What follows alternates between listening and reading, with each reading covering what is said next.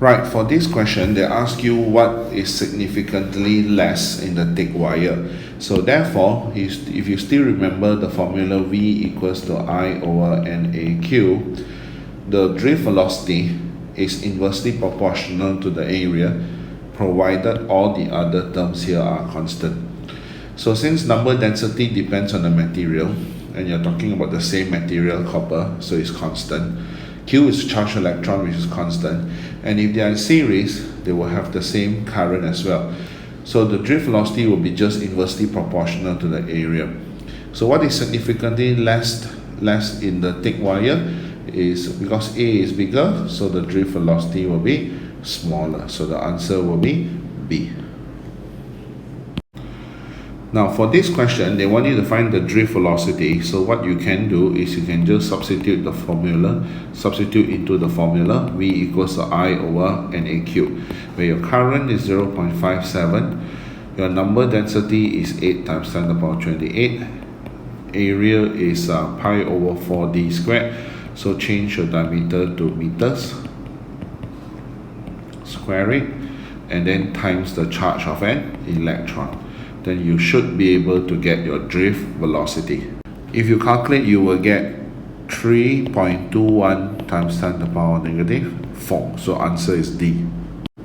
For this next question, they want you to first state the formula for the total charge, all right, in terms of N, A, E, and L. So remember, in this formula, your N here refers to number of free electrons per unit volume, which is number density.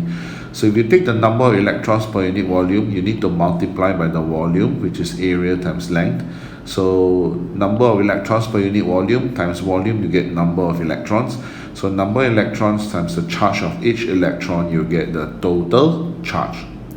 And for the next part, to derive the formula I equals to NAVE, so you always start from the formula for current, I equals to rate of flow of charge. But don't forget your total charge is from here, so you just substitute that in.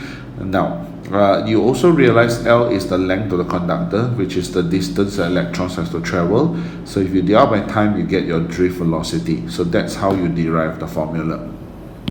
Now in this part, they said that a portion of the wire here was damaged. So the diameter originally is D, now becomes 0.69 D. So the current is 0.5 ampere. So you must remember that in series it will be the same current throughout. So to find the drift velocity in Y over X, the ratio, what we can do is from this formula V equals I over NAE or NAQ, doesn't matter, E or Q is the charge. You'll notice that I will break down the formula A to pi over 4d squared first. Now, what is constant throughout is the current, the number density because material is constant, pi over 4 and E.